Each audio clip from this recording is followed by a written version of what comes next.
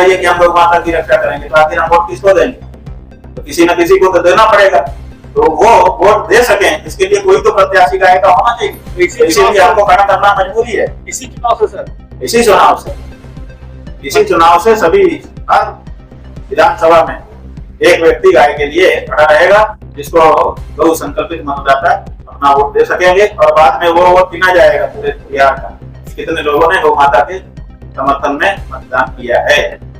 आगे की जो राजनीति है देश की यहीं से तय होना शुरू होगी, और धीरे धीरे, अभी तो हमारे पास इतना संसाधन नहीं है कि एक ही दिन में हम पूरे बिहार को बता जन जन तक पहुंच जाए, लेकिन धीरे धीरे ये बात जैसे जैसे जाएगी ना, आप देख लेना, यही गाय के लोग इस देश की सत्ता में बैठेंगे और गौ माता की भी रक्षा करेंगे, और भारत की जितनी भी भारतीय लोगों की भावना की समस्याएं हैं, उनकी जो पीड़ा है, उसको भी यही दूर करें। जब राजनीति आकर के उसकी सही है, राजनीति से ही उसका जवाब दिया जाएगा। जिस भाषा में आप हमसे पूछोगे, अगर वो भाषा हम जानते होंगे तो उसी भाषा में तो आप हमको जवाब देना चाहिए।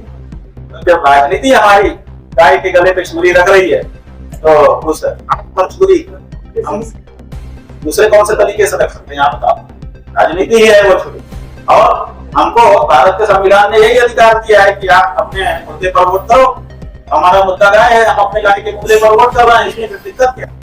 प्रधानमंत्री जो वर्तमान में है उनको देखते हैं तो 2014 के पहले उनकी एक बड़ी मजबूती दिखी। उन्होंने कहा था, चर्चित व्याख्यान है जो करोड़ लोगों ने बार बार देखा है, आज भी देख रहे हैं, कह रहे थे गुलाबी रंग देख करके तुम्हारा कलेजा जलता है कि नहीं मेरा तो जलता है। जब सुप्रीम कोर्ट ने कह दिया है कि पूरे देश में गौ हत्या बंदी करो, मनमोहन सिंह क्यों नहीं कर रहे हैं, इतने कमजोर क्यों हैं, प्रधानमंत्री के पद पर आ गया तो गौ हत्या बंद हो जाएगी। लेकिन देखते देखते 1 साल गया, 2 साल गया, 1 टर्म गया, 2 टर्म गया, तीसरे टर्म की बारी आ गई। तीसरे टर्म में अमित शाह जी, उनके जो खास हैं, वो आपके बिहार की सीतामढ़ी में आए और उन्होंने कहा कि नरेंद्र भाई को तीसरी बार आप प्रधानमंत्री बना दीजिए, हम लोग हत्यारों को उल्टा लटका करके सीधा कर देंगे। 1.5 साल उस बात को भी बीत गया, आज तक एक गौ हत्यारा उल्टा लटका करके सीधा किया गया हो और आपके पास कोई समाचार हो तो हमको बता दें। ऐसे में वो स्पष्ट हो गया, जिनको हम मजबूत समझते थे, केवल दिखावे के मजबूत थे, अंदर से गौ माता के लिए वो भाव उनके नहीं थे जो हम उनमें चाहते थे।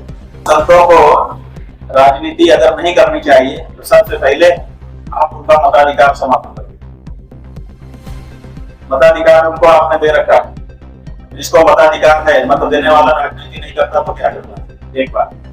दूसरे, आपका साधु संत राजनीति में आए, चुनाव लड़े, संसद में जाए, विधानसभा में जाए, मुख्यमंत्री बने, आप कभी प्रश्न नहीं उठाते हो और वो महंत भी बना रहे साथ साथ, तब आप ये प्रश्न नहीं उठाते हो कि साधु संत को राजनीति में आना चाहिए कि नहीं आना चाहिए। और एक शंकराचार्य जब अपनी धार्मिक जनता को धार्मिक मार्गदर्शन देने के लिए यात्रा करे, स्वयं चुनाव नहीं लड़ूंगा, किसी पार्टी को भी सपोर्ट नहीं करूंगा, जो लोग वोट देना चाहते हैं उनके लिए केवल व्यवस्था कर रहा हूं ताकि वो वोट दे सकें।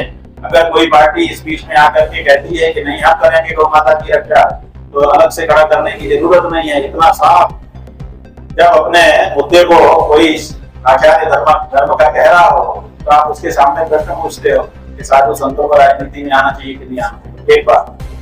तीसरे, आपके बिहार के एक व्यक्ति ने जिस दिन हम आए उसी दिन वक्तव्य दिया कि गाय को राजनीति का मुद्दा नहीं बनाना चाहिए। हमने कहा बिल्कुल बहुत सुंदर बात कह रहे हो, राजनीति का मुद्दा गाय नहीं बननी चाहिए, लेकिन बूचड़ खानों को लाइसेंस तो राजनीति ने दिया है, बूचड़ खानों को सब्सिडी तो राजनीति ने दिया है, जो ट्रक जाते हैं उनको संरक्षण को राजनीति देती है। राजनीति करने वाले ये बंद कर दें तो राजनीति का विषय गाय नहीं रहेगी, लेकिन आप ये करते रहोगे। और दूसरा, अगर गाय के लिए राजनीति में आकर के खड़ा हो और कुछ बात कहे तो आप कहते हो कि गाय को राजनीति का विषय नहीं बना।